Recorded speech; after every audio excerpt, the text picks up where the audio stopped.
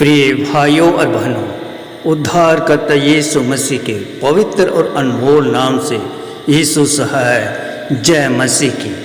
और आज के आराधना सभा में बाइबल के जीवित अनमोल वचन का मनन करने के लिए उपस्थित सभी विश्वासियों का हार्दिक स्वागत है। आइए हम परमेश्वर का धन्यवाद करें कि उसने हमें स्वस्थ जीवन दिया है ताकि हम उसकी आराधना कर सकें। भजन संहिता 95:6 आह्वान करती है, आओ हम झुककर दंडवत करें, हम अपने सृजनहार यहोवा के सामने घुटने टेकें। यह संसार एक माया जाल है, वह हमें विभिन्न प्रकार के प्रलोभनों, आकर्षणों और समझौतों के द्वारा अपनी ओर आकर्षित करने की कोशिश करता है, किंतु परमेश्वर हमसे चाहता है पवित्रता, विश्वासयोग्यता और आज्ञाकारिता का जीवन। वह हमें सत्य के मार्ग पर चलने के लिए बुलाता है। आज का वचन हमें याद दिलाता है कि अगर हम परमेश्वर के साथ पवित्रता, विश्वासयोग्यता और आज्ञाकारिता से बने रहते हैं तो वह हमें हर परीक्षा से छुड़ाता है।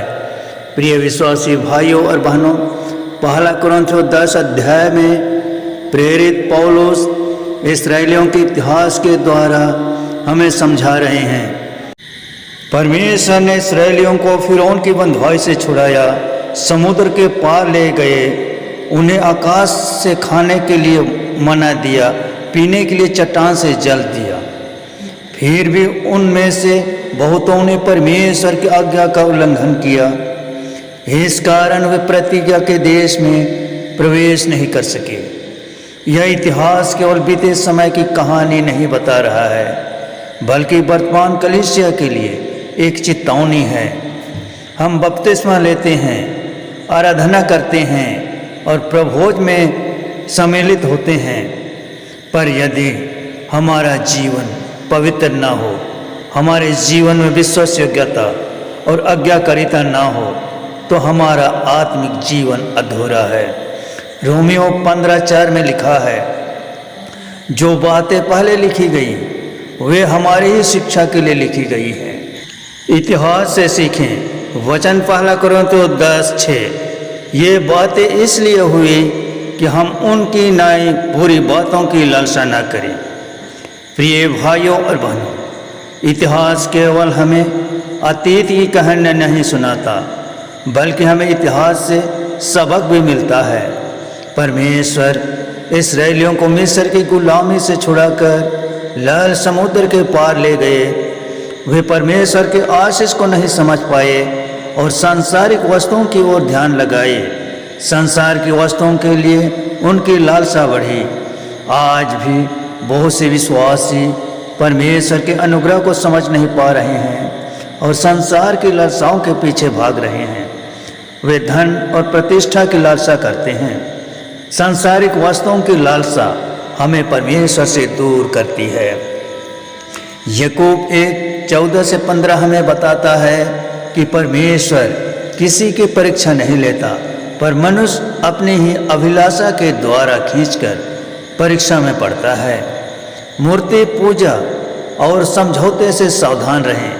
वचन पहला कुरिन्थियों 10:7, और ना तुम मूरत पूजने वाले बनो, जैसे कि उनमें से कितने बन गए थे। जैसा लिखा है कि लोग खाने पीने बैठे और खेलने कूदने उठे। यहाँ प्रेरित पौलुस निर्गमन 32 अध्याय की घटना के माध्यम से हमें सिखाना चाहते हैं। इस्राएलियों ने सोने के बछड़े की मूर्ति बनाकर उसकी पूजा आराधना की। उसी तरह आज भी बहुत से लोग पत्थर की मूर्तियों की पूजा करते हैं। प्रेरित पौलुस हमें सिखाते हैं कि हमें मूर्ति पूजा नहीं करनी है। आज मूर्ति पूजा केवल पत्थर की मूर्तियों तक सीमित नहीं है। धन की इच्छा, पद की लालसा और हमारा अहंकार भी मूर्ति पूजा के समान है। जब ये सारी चीज़ें हमारे जीवन में महत्वपूर्ण हो जाए तो ये हमारे जीवन में मूर्ति देव बन जाते हैं, जो हमें परमेश्वर से दूर ले जाता है। हम धन और परमेश्वर दोनों की सेवा एक साथ नहीं कर सकते। इसलिए मत्ती रचित सुसमाचार अध्याय 6 के 24 में यीशु ने कहा, तुम परमेश्वर और धन दोनों की सेवा नहीं कर सकते।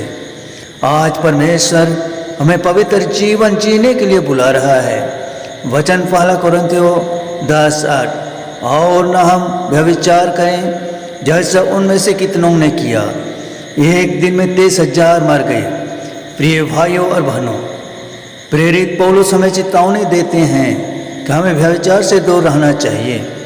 व्यभिचार के कारण एक दिन में 23,000 इस्राएलियों की मृत्यु हो गई थी, क्योंकि परमेश्वर पवित्र है और वह हमसे पवित्रता का जीवन चाहता है। आज की विश्वासी पवित्रता की नहीं, सुविधाओं की बात करता है। परमेश्वर आज भी हमसे कहता है, क्योंकि मैं पवित्र हूँ इसलिए तुम पवित्र बनो। पहला पतरस 1:16। परमेश्वर केवल हमसे आराधना नहीं चाहता, वह चाहता है कि हम पवित्र जीवन जिए। इसलिए हमें पवित्रता और विश्वासयोग्यता में बने रहना है।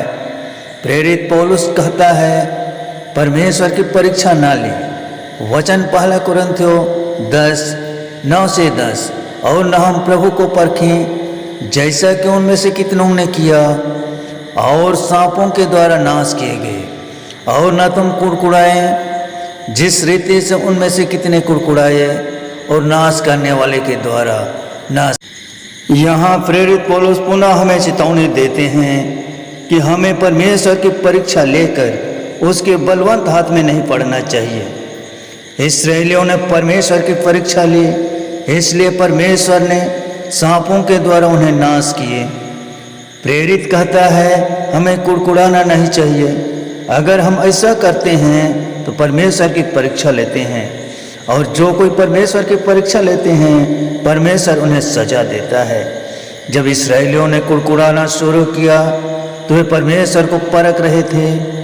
कुड़कुड़ाना या शिकायत केवल शब्द नहीं, बल्कि परमेश्वर के प्रति अविश्वास है। परमेश्वर के प्रति अविश्वास आत्मिक विनाश का कारण है। इसी अविश्वास और शिकायत के कारण बहुत से इस्राएली लोग नाश किए गए। फिलिपियों 2:14 में लिखा है, सब काम बिना कुड़कुड़ाए और विवाद के करो। हमें परमेश्वर पर विश्वास रखना चाहिए। हमें शिकायत का जीवन नहीं बल्कि धन्यवाद का जीवन जीना चाहिए। परमेश्वर हमसे चाहता है कि हमारा जीवन पवित्र, विश्वास योग्य और आज्ञाकारिता का हो। ये सब बातें केवल दृष्टांत के रूप में नहीं बल्कि हमारे लिए चेतावनी है। हमें पवित्रता, विश्वास योग्यता और आज्ञाकारिता में बने रहने के लिए सावधान रहना है, ताकि हम गिर ना जाएं। हमें प्रलोभन से बाहर निकालने के लिए परमेश्वर का अद्भुत प्रतिज्ञा है। वचन पहला कुरिन्थियों 10:13, तुम किसी ऐसी परीक्षा में नहीं पड़े जो मनुष्य के सहने से बाहर है, और परमेश्वर सच्चा है, वह तुम्हें समर्थ से बाहर परीक्षा में ना पड़ने देगा, वरन परीक्षा के साथ निकास भी करेगा कि तुम सह सको। प्रिय भाइयों और बहनों, यह वचन पूरे संदेश का सबसे सुंदर और आशा से भरा हुआ अंश है। प्रेरित पौलुस कहता है कि परमेश्वर अनुग्रहकारी है।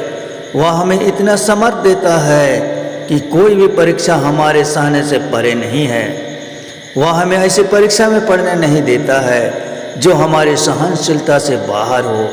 परमेश्वर हमें हर परीक्षा, हर मुसीबत, हर संकट और जोखिम से हमें बाहर निकाल लेगा। हम परमेश्वर का विश्वास करते हैं। इसका यह अर्थ नहीं कि हमारे जीवन में परीक्षा नहीं आएगी, पर हमें विश्वास रखना है कि परमेश्वर हमारे साथ रहेगा। वह अवश्य हमें परीक्षा से बाहर निकालेगा। जो सबकी परीक्षा हुई उसने परमेश्वर पर विश्वास रखा, और परमेश्वर ने उससे केवल परीक्षा से ही बाहर नहीं निकाला परंतु उसे ऊंचा उठाया। दानियल को सिंहों के मान में डाला गया, पर उसने परमेश्वर पर विश्वास रखा और परमेश्वर उसके साथ रहा, और सिंहों के द्वारा उन्हें कोई हानि नहीं हुई। शद्रक, मेशक और अबेदनेगो को आग की भट्ठी में डाला गया, आग से उसे कोई हानि नहीं हुई। उनके साथ चौथा व्यक्ति खड़ा था। प्रभु यीशु मसीह की शैतान द्वारा जंगल में परीक्षा हुई, तब उन्होंने परमेश्वर के वचन से शैतान को जवाब दिया और वे विजयी हुए। इसी तरह आज हमें भी परमेश्वर के वचन पर विश्वास करना चाहिए। परमेश्वर हमें निश्चय ही हर परीक्षा से बाहर निकालेगा। जब हम कमज़ोर होते हैं तब वह हमें समर्थ प्रदान करता है। जब हमारा मार्ग बंद हो जाता है तब वह निकास का मार्ग बनाता है। प्रिय भाइयों और बहनों, हमें परमेश्वर के अनुग्रह का सम्मान करना चाहिए। इतिहास की गलतियों से सबक लेना चाहिए, प्रलोभन से दूर रहना चाहिए और पवित्र और विश्वासयोग्य जीवन जीना चाहिए। परीक्षा के समय परमेश्वर के वचनों पर भरोसा रखना चाहिए। पहला कुरिन्थियों 10:6-13 हमें इतिहास की गलतियों से सीखने का अवसर दे रहा है। इस्राएली लोग परमेश्वर के चुने हुए लोग थे। उन्होंने परमेश्वर के अशस्त्र कर्मों को देखा। बादल के खंभे और आग के खंभे की अगुवाई में वे आगे बढ़े। जब उन्हें भोजन की आवश्यकता पड़ी तब परमेश्वर ने उनके लिए स्वर्ग से मन्ना गिराया और चट्टान से उनको पानी दिया। उन्होंने परमेश्वर के इस अनुग्रह को तुच्छ जाना। वे अपनी लालसाओं, शिकायतों और अविश्वास के कारण परीक्षा में पड़ गए और नाश हो गए। यह इतिहास हमें एक चेतावनी देता है कि आत्मिक जीवन की सबसे बड़ी चुनौती हमारे अपने हृदय के अंदर से के शिकायत, क्रोध, निराशा, संघर्ष, चुनौतियों और आत्मिक शिथिलता को प्रभु को बतावें। वह हमें दोषी नहीं ठहराएगा बल्कि हमारी समस्याओं का समाधान करेंगे। वह हमें अपने पास बुला रहा है। प्रभु का वचन कहता है परमेश्वर सच्चा है। दुनिया बदल सकती है, हम निर्बल हो सकते हैं, हमारी परिस्थितियां बदल सकती हैं, परंतु परमेश्वर का प्रेम अटल रहता है। उसका अनुग्रह सदा हमारे साथ रहता है। वह हमें कभी असहाय नहीं छोड़ेगा। वह हमें समर्थ प्रदान करेगा। वह हमें परीक्षा में पढ़ने नहीं देगा। आइए हम आज फिर से यीशु को प्रभु जानकर अंगीकार करें, अपने जीवन को उसके चरणों में समर्पित करें। हम उसकी सहायता की आवश्यकता को अनुभव करें।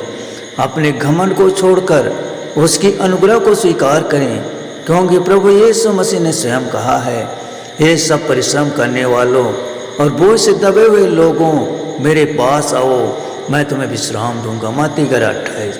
आइए हम सब मिलकर यह प्रतिज्ञा करें, हम प्रलोभनों को छोड़कर परमेश्वर के पास आएंगे, पवित्र और विश्वासयोग्य जीवन जिएंगे। हम अपने समर्थ पर नहीं पर परमेश्वर की विश्वास योग्यता और अनुग्रह पर भरोसा रखेंगे। इसमें प्रभु हमें सहायता प्रदान करे। आमीन।